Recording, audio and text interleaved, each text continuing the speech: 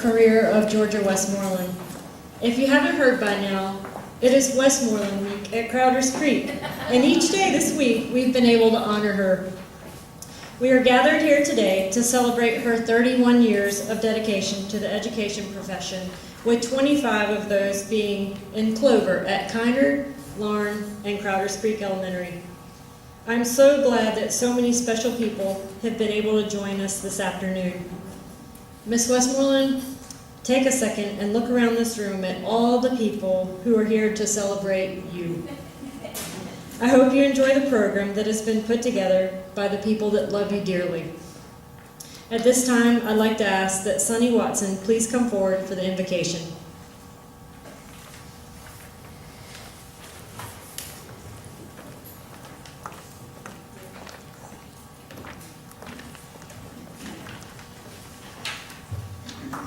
If you don't mind, good afternoon. If you don't mind, could I just say something to Miss Westmoreland just for a moment? Miss Westmoreland was my principal for 4 years. And Miss Westmoreland made sure that she got the best out of you. And that's what I like about Miss Westmoreland. She's a principal that wants the best out of her teachers, her students, her whole staff. That's Miss Westmoreland. She wants the best. And sometimes when you want the best from people, they think that you're too hard on them. But I wouldn't have a coach that wasn't hard on me, that wasn't trying to make me better. So Miss Westmoreland, this is your day. With your husband sitting there with you. But this is your day that we're celebrating and recognizing you this day. And if you don't mind, let us bow for our invocation for this afternoon. Eternal God, we come this afternoon that we might celebrate with Miss Westmoreland, asking your blessings upon her and giving thanks for the time and the effort that she put in the school district, that she made a difference in the children's lives. She made a difference in everybody's life that she met. We thank you, Lord, for this occasion. Thank you for opportunity to coming together and honoring somebody. Most of all, God, we thank you for allowing all of us to come this afternoon, that we might take a part in this celebration, that we'll make it the best that we can make out of this day. Oh, God, we continue to praise you for the school district. Oh, God, we praise you for the administrators at the school district. We praise you for the coming of the end of the closing of this year. We give you praise and honor, God.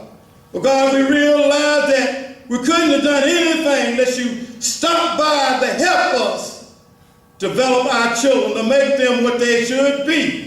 Well, God, we thank you again for this community. Thank you for this opportunity. Thank you, God, that we can praise you this afternoon. We ask all these blessings right now in the name of the Father, Son, and the Holy Spirit. And let the district say amen. Amen.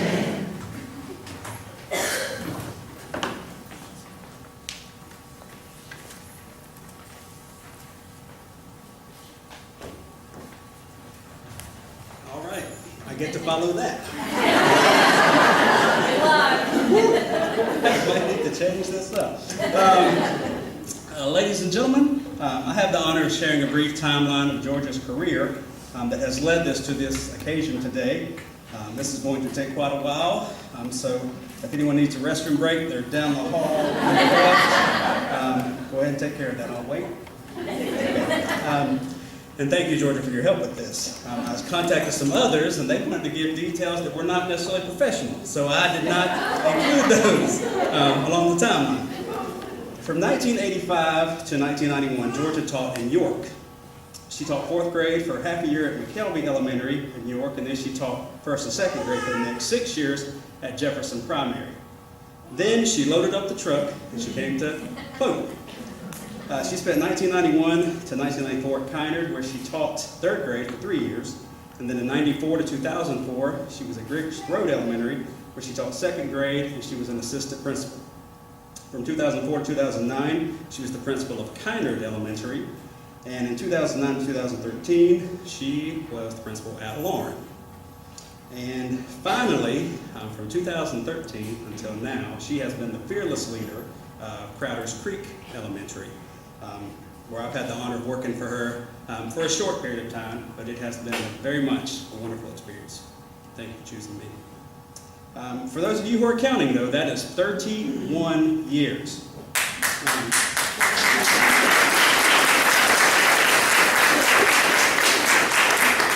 And that's a countless number of children, teachers, staff members, happy parents, angry parents, and many other lives that have been positively impacted by Ms. Westmoreland. At this time, I want to ask Mr. George Smith to come up and share some of his reflections on his time as Ms. Westmoreland's assistant principal.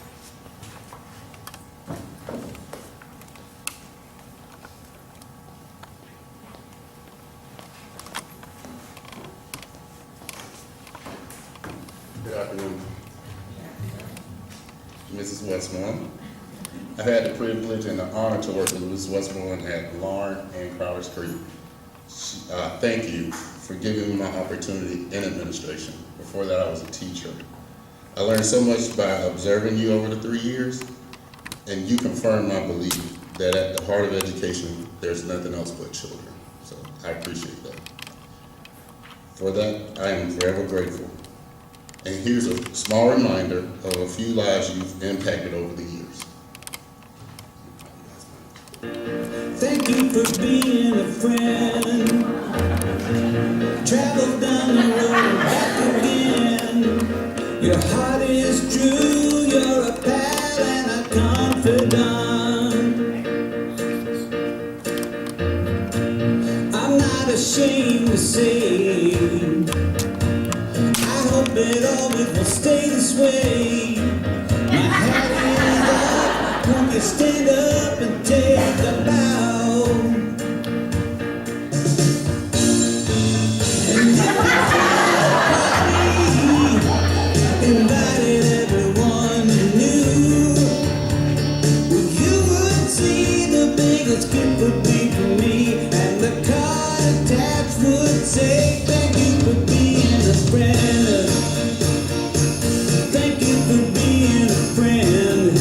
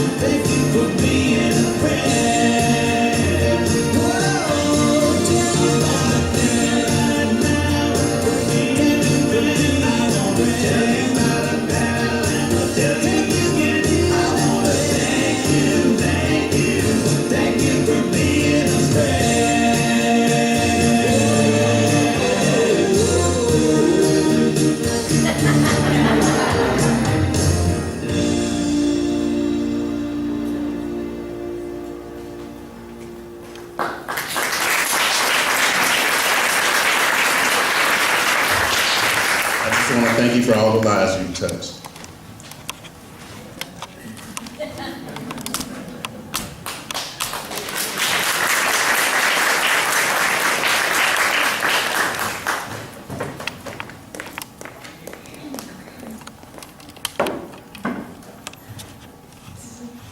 It's kind of funny, this small world, but George and Georgia worked together, but George and I also worked together as teachers in a prior school district.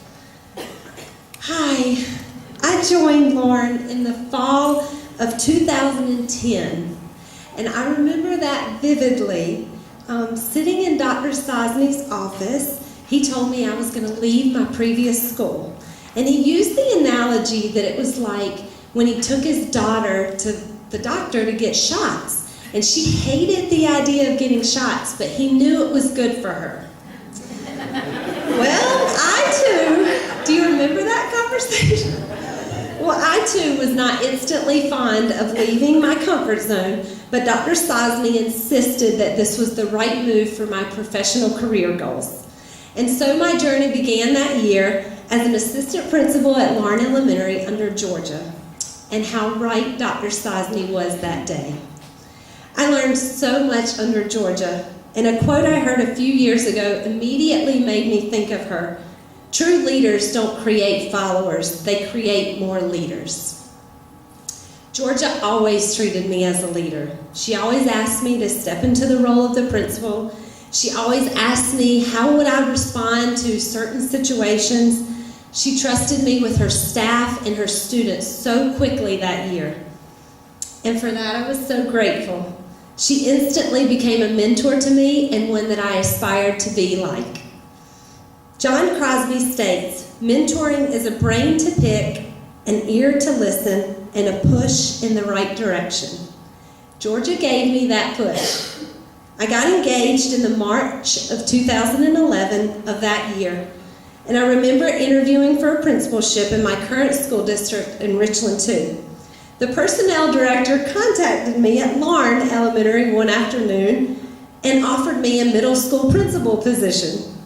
Well, I immediately declined because my heart was set on serving in elementary school.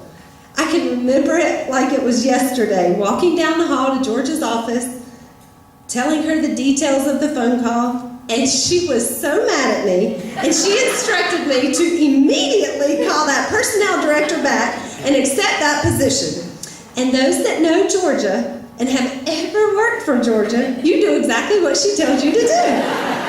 So I called my personnel director back and I accepted the position, leaving Lauren after just 1 year.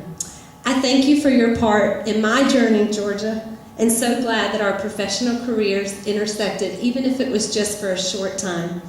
Here's to having recess every day. Enjoy retirement, my friend.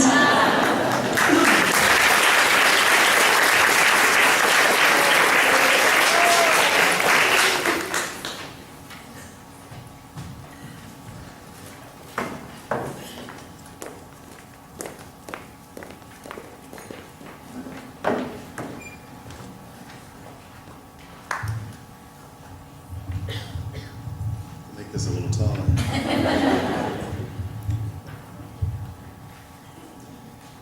She leans in real close and puts her arm around you. Sometimes rubs small circles in your back. And before you know it, you've been gently convinced to do something that you never thought would be your idea. When I applied for the assistant principal job at Kiner 10 years ago, many people attempted to save me by asking, "Are you crazy? Do you know that lady? Do you know what it's like to work for her?" Before Mrs. Westmoreland left Larn to go to Crowder's, I was leaving Crowder's to return to Larn. Many teachers had had the same warning, and they approached me with questions. "Mr. Hemingway, I know you've worked with Mrs. Westmoreland. Can you tell me what she's like? I heard she was tough." So if you listen closely, I'll tell you what I know. Working for Mrs. Westmoreland was some of the highlights and best moments of my career. What I learned is that there are only 3 things you need to know in order to be successful working for Mrs. Westmoreland.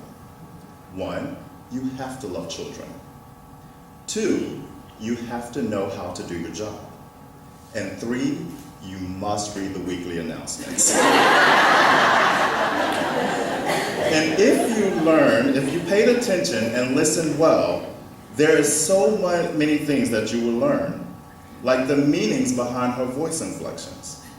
Like when she said, "Mr. Hemingway," that meant that something good was usually about to happen. But if she said, "Mr. Hemingway," that meant to think quick on my feet. And if I answered the question correctly, somebody else was going to get in trouble. But if I didn't answer the question correctly, I would get in trouble. And when she said Mr. Hemingway and made all 5 syllables sound like one syllable, that means that I was going to get in trouble. We worked hard and we played harder. Some days would start about 6 a.m. with a call. I'd be on my commute from Charlotte to Clover, blasting the radio. And as I approached the Buster Boyd Bridge, I would turn the music down, anticipating an early morning conference call. We will reflect on the day before and recap our list of things to do for the day ahead. Through those 6 a.m. calls, I received some of the most valuable professional development that an administrator could get, and developed one of the most meaningful friendships that I've had over the past 10 years. We laughed so hard until our stomachs hurt, and we shed many tears, tears of joy, tears of defeat, tears of pain, and tears of triumph. Some of our biggest and most important meetings took place at the island in her kitchen. Those were the 6 p.m. professional development sessions. It was there where I became a part of her family. I watched her teenage daughters grow from teenagers to young ladies, and had some of the most delightful political debates with her husband, Doug. I will forever be grateful to Georgia for giving me an opportunity in school leadership, for being a mentor and an exceptional leader, and for her and Doug accepting me into their family. But most of all, for just being a friend who knows and understands everything you're saying when you don't even say a word. So Georgia, as you begin your retirement, please know that we will continue to live in your legacy and hold true to all the expectations that you have set for the sake of doing what is best for children.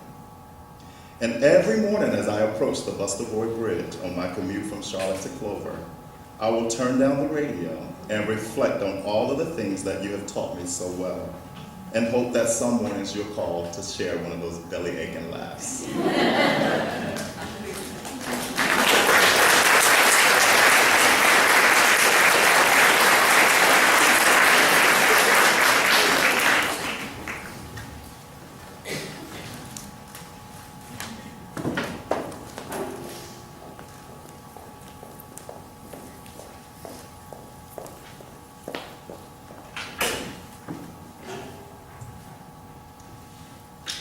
Good afternoon, everyone. It is indeed an honor. Height challenge compared to everyone. I'm the shortest one. Good afternoon. It is indeed an honor and a pleasure for me to be able to share a few words about Georgia. I too got a phone call like Katie's, a conversation, a 6 a.m. visit from Dr. Phelps saying I was being assigned to be her assistant principal. And I had a colicky baby at home, and so that was really not the visit you needed at 6 a.m. in December. But I found out that working with her was indeed a learning experience for me, and I found it to be one of the most enriching times of my life. So thank you, Georgia, for allowing me to be your assistant principal. I have struggled to find a truly funny story to share about her. However, being that I was the AP coming back from vacation and finding a rodent trap the size of a ribeye steak, or having to dress up like a hamster and pretend to roll on a wheel at one of her assemblies, I was really the butt of the jokes, not her. So, no funny stories about her. She got to be the professional one. But nonetheless, it was a good experience for me. And when I was at Kynard, one of the things that someone said to me that brought it all home and made it worthwhile was they said, you know, children are truly looked after by her, and they'll all be okay because she's here. So thank you for that. But nonetheless, I had to have some humorous moments because I'm a big waterhead baby and I will cry. So I'm going to do something funny. So I enlisted the help of the district's resident poet, Ned Wright. I need to write a poem. Okay? So this is classic Georgia. The day has finally come. That's why we're gathered here to say good luck to Georgia, to reminisce and cheer. Some have known her a long time and some for very short. But since she is retiring, I have a few things to report. Georgia is so beautiful. Her face is pure perfection. When she looks into the mirror, she sees Merle Norman's reflection. It makes you feel so comfortable with her soft southern voice. And when she gives you a dreaded task, it's like you have a choice. Georgia's ensembles are all the rage, like she stepped straight off a magazine page. But even sharper than her outfits are her clever mind and quick wit. Georgia's a woman of many talents whom we're really going to miss. She can cook, she can sing, and Doug says she can really fish. Georgia, I wish you happiness. May retirement fulfill all your dreams. I hope the wind is always at your back and the Harley always gleams.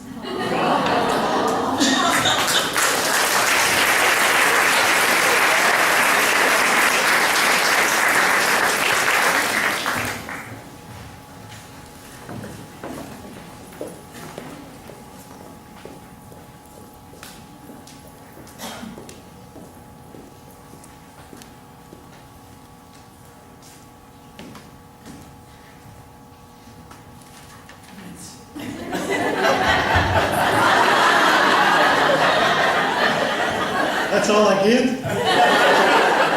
Jeez.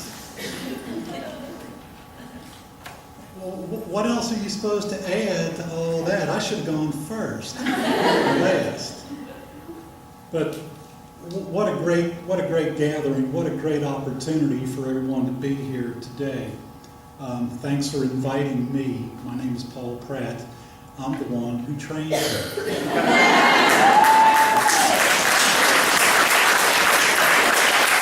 Anything she did well, I'll take credit for, and all these other screw-ups you guys are talking about, that's on her and Doug. I got to see a lot of you last week.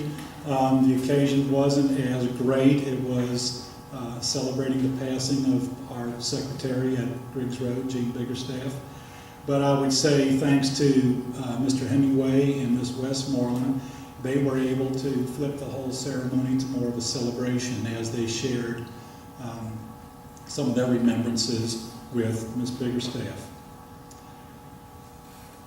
So I meet these guys. It's strange what you remember. I mean, it really is. I meet these guys. I'm sitting in a restaurant, if we want to call it that. It might have been River Rat. And it's way, way, way back when. And I'm there by myself, and all of a sudden these two pull up. Well, I've never met her before. And I've known Doug because my first year in Clover, I was a so-called 9th grade football coach. How did that work out? And Doug was on the team. We had a large time. We'll talk about our loss later. But, you know, I'm thinking to myself, Doug, way to go, man. And I think our conversation was pretty much going to be down the path of sometimes it's not really what you know, but it's who you know. And so I was principal then at Clover Junior High School, and we had a connection through Erskine College, and I got introduced to Georgia, and I really couldn't help her because she wasn't interested in junior high school. But she shared with you that she began her educational career, and after a while realized that she needed to move to Clover, and she needed to join the Clover family, which she did. And being hired as a teacher at Kynard is where she got her start. Had Millicent's mother, Ms. Whitener, as her principal. I had Millicent's father, Mr. Whitener, as my assistant principal, an outstanding mentor for me. And Georgia joined Griggs Road, as you heard, in 1994. And she joined Griggs Road in 1994 as a second grade teacher with us. It was a tough time. You open up a new school and you move hundreds of kids and proportion hundreds of kids. Well, you can go out and find dozens of teachers. And that was a tough time for teachers leaving the school and going to another school, but I appreciate Georgia wanting to join us at Griggs Road and joining us in second grade. While at Griggs Road and while she's still a teacher, the school district initiated the first Teacher of the Year program. We were then under interim superintendent Betty Riddle, a retiree from Charlotte-Mecklenburg Schools, and she brought a lot of good ideas and innovations with her, one of those being that really you don't have a Teacher of the Year program in Clover? Well, you do now. And so we went through the process, followed the process, and Georgia was recognized as Griggs Road's first Teacher of the Year. Also, Clover School District's first Teacher of the Year. And I'm sure that honor continues on now. That tradition was started back in the early 1990s.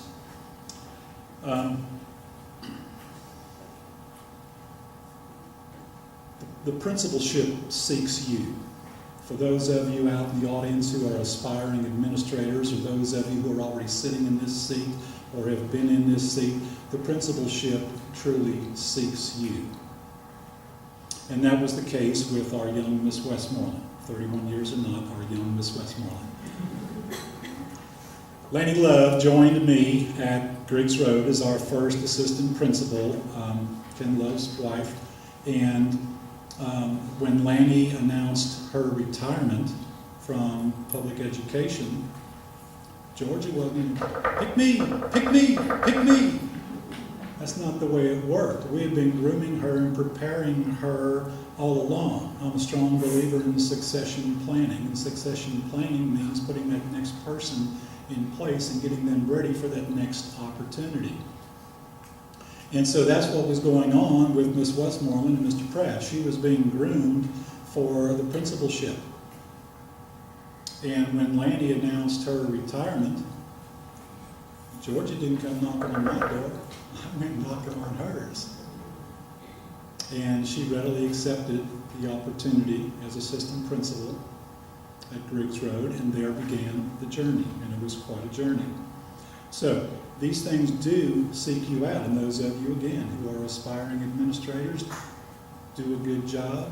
Get people like her to cover your back. Get people like her to sing your praises, and these positions will seek you.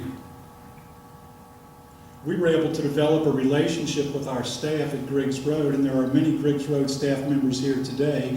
And ladies and gentlemen, everyone here today should have had name tags on. Everyone should have had name tags on. But I appreciate those who came up to me and said, "Hey, Mr. Pratt, remember me? Remember me?" Yeah, like the last time I saw you, maybe you were a student like that, or last time I saw you. But we did develop quite a relationship with our staff at Griggs Road, and I think it can best be described as we were like interchangeable parts. And when you were speaking with Georgia, you were speaking with me. When you were speaking to me, you're speaking to Georgia. And so we both didn't have to be involved in everything and micromanage everything, but we both had a hand in everything so that we could best serve not only our students, but also our staff and also our community. And I think that relationship was very evident for those who worked with us at Griggs Road. So now it's 2003, and I've been in the Clover School District for 28 years. And for whatever reason, South Carolina State Department of Education comes forward with an offer that was just very, very hard to refuse. And for all 28-year employees, they pretty much sent out a memo and they said, "We will retire you at full 30-year benefits if you would like to step away right now. That offer is one and done. Take it or leave it. It won't be offered again. This is it." And so I can remember, this is another one, I can remember this, and I'm not telling anyone, didn't even tell my wife. My wife retires next week. Oh boy, I feel you, man, okay? I know what's going on in your house.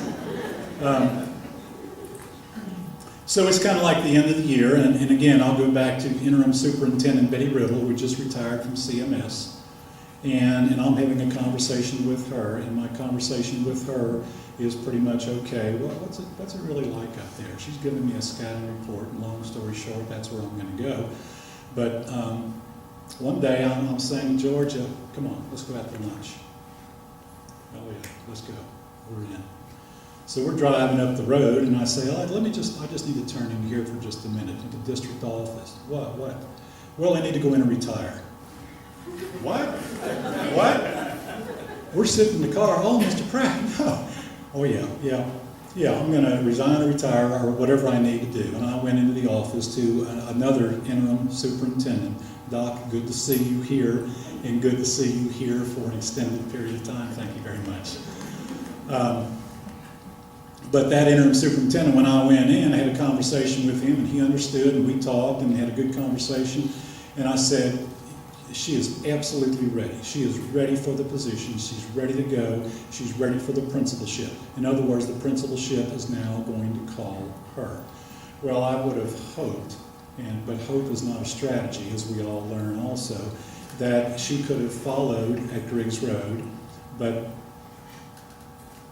I think it worked out for the best that she had the opportunity to go have a different experience at another school with another faculty, and then also have that outstanding experience of being able to go through what it's like to plan and open a new school and staff a new school. So all those experiences certainly have made her a well-rounded administrator, and I'll come back to that in just a minute also. So she's had time at Kynard, she's had time at Larn, she's now finishing her career at Crowder's Creek. Finishing her career? Really? And I'm going to call you out on that. But 31 years, that's just a number. Just a number.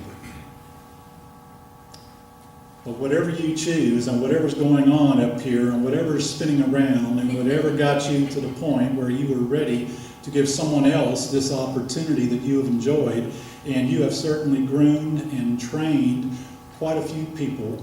Got to connect with these two again later. Last time I saw them, they're like this. And I don't want to say you look the same as last time I saw you at Griggs Road, because you wouldn't understand what I mean. But you can tell that the two girls here are absolutely Westmorelands, and they're cut from their mama's mold.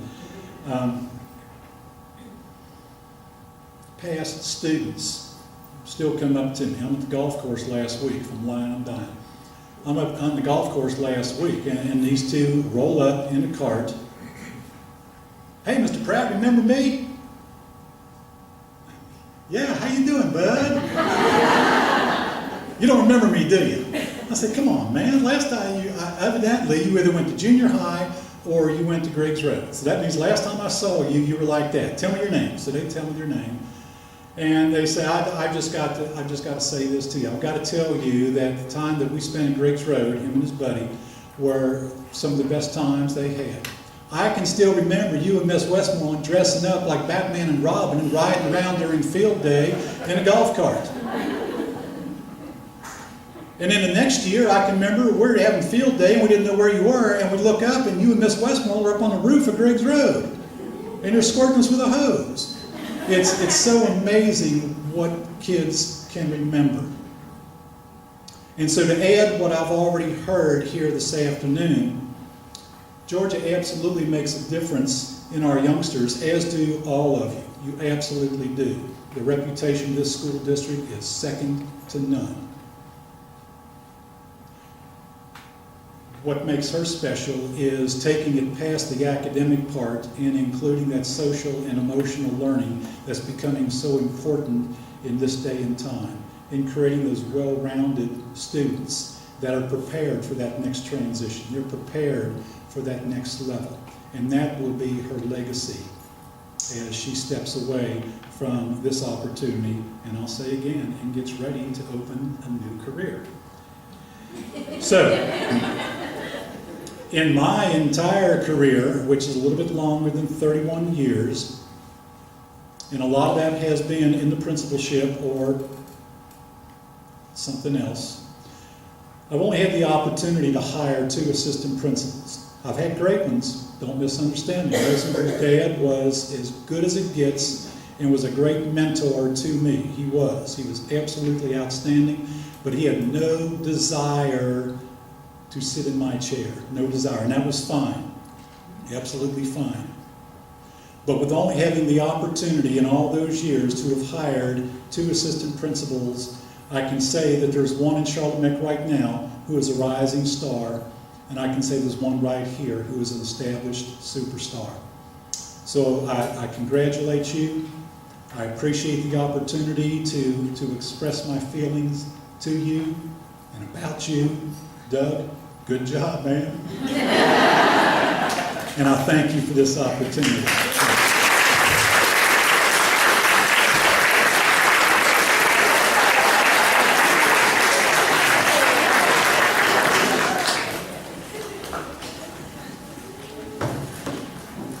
Put the microphone down.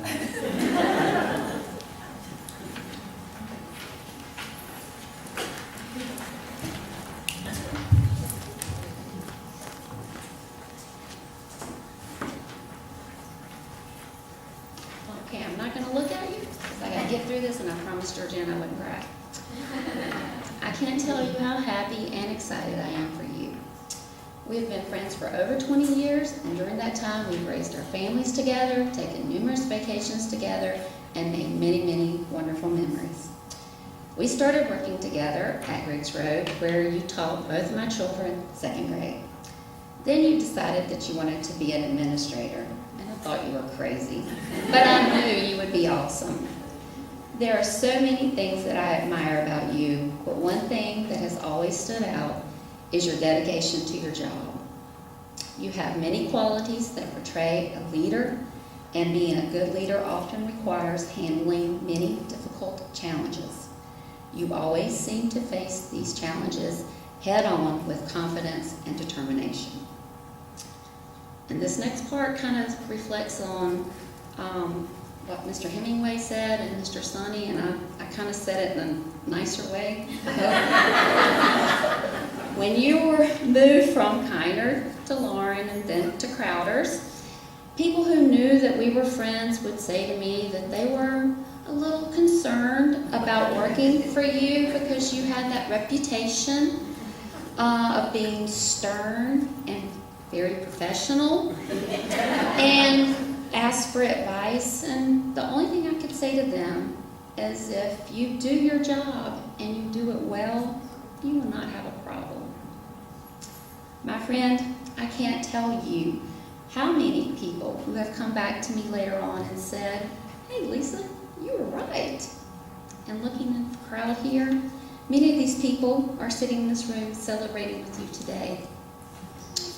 These people also learned that besides being that stern and professional principal, you were also a very caring and thoughtful person who, no matter what, always makes decisions with the best interest of the child in mind. And for those qualities, along with countless more, you are admired by many people, and Clover School District is a better place for having had you serve as one of its leaders. So whether you spend your extra time taking care of your precious parents, or taking a road trip to Atlanta to see Jordana, or hopping on an airplane to California to see Alan, or just relaxing with Doug on his business trips, enjoy every minute of it, my friend, because you truly deserve it. I love you.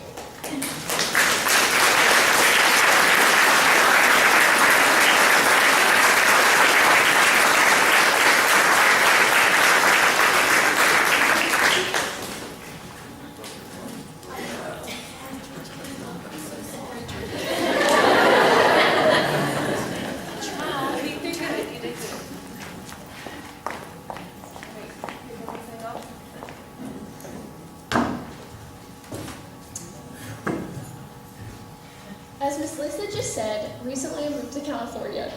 And since then, when you talk about my mama, I get emotional. So I will let my sister do the talking today. All right. Whew. So I want to begin by thanking everyone for being here today. It's awesome to come into a place where there's so many people here for Mom. I traveled for work and I recently just got back. I was in Texas this week for some training, and I'm riding in the car with some of my guys that are on my team, and I'm explaining to them I'm missing today's training because I have something to be at and my mom, she's retiring. So they start asking me about her, and they start asking, oh my gosh, well, how long has she taught? How old is she? What is she doing? And so I tell them, well, one of the guys that is typically pretty quiet all the time looks up and said, it ain't easy being a balla. And I looked at him and I said, okay, well, that's one way to put it, I guess. I prepared this, and I'm going to try to not make it sappy, just because I'm one that will eventually tear up too. But I'll begin by asking everyone in this room, if you ask yourself the question, what is the essence of life, how would you respond? And with that question, I think it's something that Ellen and I have both learned, that by looking up to Mom, the essence of life is to really to serve others and to do good. Now, with that being said, the past couple of years, as I've been home, and whether that's me being home on summer break when I was at Clemson, or me being home just for a quick day trip or for the weekend, I would come to visit Mom, and that's been Kynard, Lauren, and now Crowder's Creek. So I'd come to visit Mom, and you walk into the front office, and always assuming that she's not actually at her desk, that she's somewhere around, and we all know that Crowder's Creek, that could have been 1 mile away. So it was always just smarter to come in and have the front office walkie-talkie her to see where she was. And most of the time she would always respond. She would let you know. I think one of the examples that she was on the 3rd floor, and I figured that she was putting out some kind of fire. So I head that way. I walk to the 3rd floor. Sure enough, she's having a stern conversation with little Johnny, who is, either bullied someone smaller than him or stolen the next kid's pencil, whatever the case might be. You in the room all know that you can think of a million reasons as to why you would walk down the hall, see Mom with her hands behind her back, having a pretty stern heart-to-heart with someone, whether that was a student, occasionally maybe a teacher. But you can think of a million reasons. So there's one thing that I could always count on, because Ellen and I, and you can agree with me or not agree with me, but Ellen and I, as her daughters, know that Mom's bad side is not a side that you want to be on.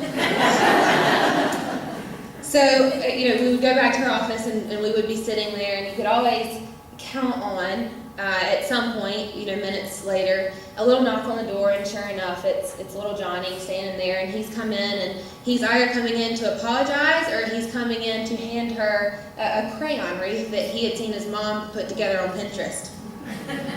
Now, I will say that I certainly give everyone in this room credit for accepting gifts like this on a daily basis with a smile on your face, because there were so many times that I wanted to pull little Johnny to the side and say, listen, kid, if you really want to get back on Miss Westmoreland's good side, try a TJ Maxx gift card or somewhere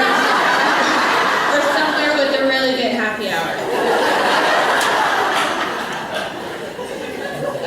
Now, for those of you that know me and Ellen, and for those of you that don't know us so well, neither of us went into the field of education, and we certainly have our different reasons for that. Ellen's being different than mine. But I can tell you that a part of that maybe was because we grew up with a mom whose day of rest was doing the rest of the laundry, doing the rest of the housework, and doing the rest of the paperwork, or grading papers, whatever the case might be.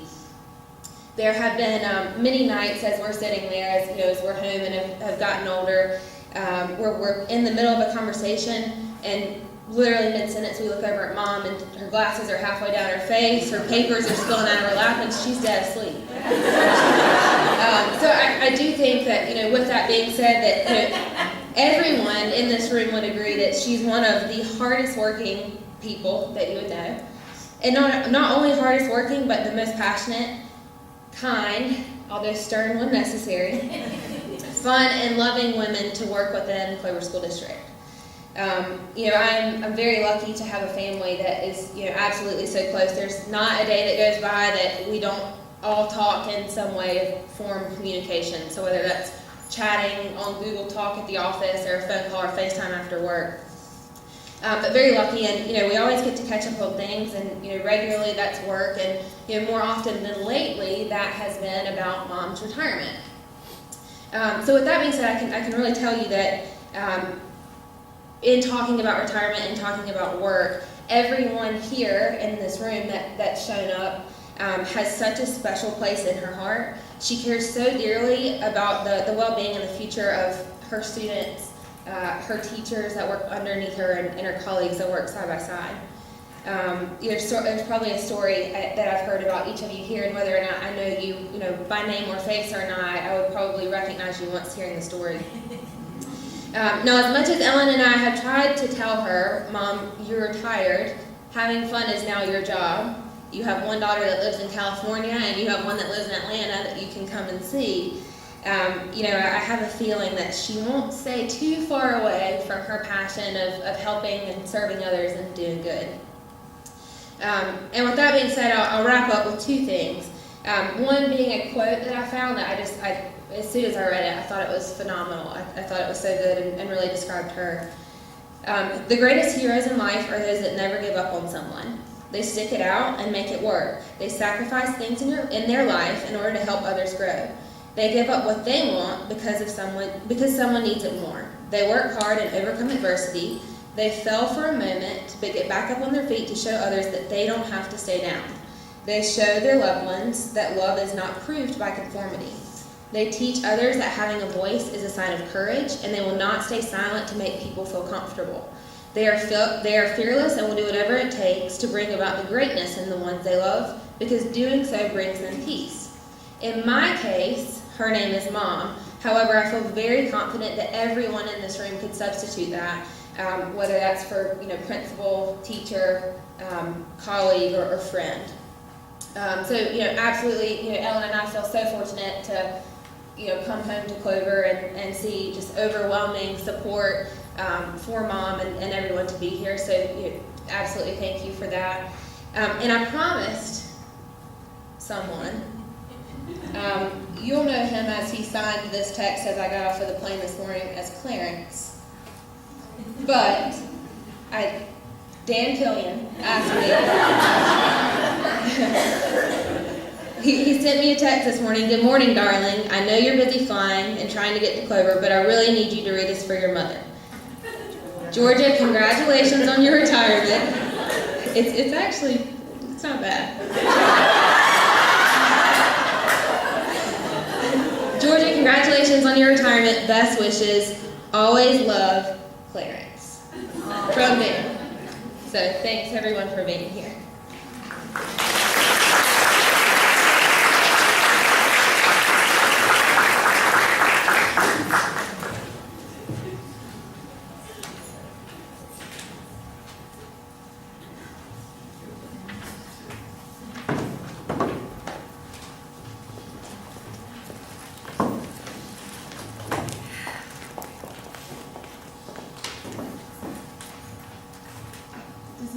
Short and sweet, because we can already kind of see a pattern emerging. I think you go into education to make a difference in a student's life and into administration so that you can impact even more students, and in doing that you impact all of those teachers that are working with those students. I was 21 when I came to Clover. I didn't know a soul other than my immediate family. We had just moved, and I came to Griggs Road, which everybody told me when I moved to Clover, good luck getting in that system. You don't know anybody, you're not from here. They're the best school district around, so go for it, but good luck. So I got to interview with Mr. Pratt and Miss Westmoreland, and I'll never forget just the fact that you gave me the opportunity to join, the Clover family. I've never forgotten that. And then brought me into, like Mr. Pratt said, it was such a community at Griggs Road.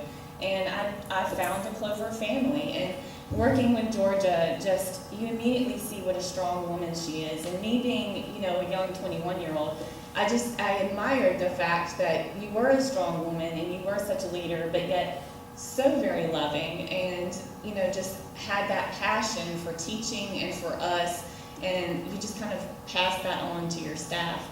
So I just wanted to thank Mr. Pratt as well. I'm so happy he was here. I didn't have my name tag on, so but I'll forgive him since that was quite a while ago. But I didn't want to pass up the opportunity to say thank you for making a difference in my life, you know, growing up. And both of you kind of gave me my eagle's wings here at Clover and taught me how to fly. So I won't ever forget, and thank you.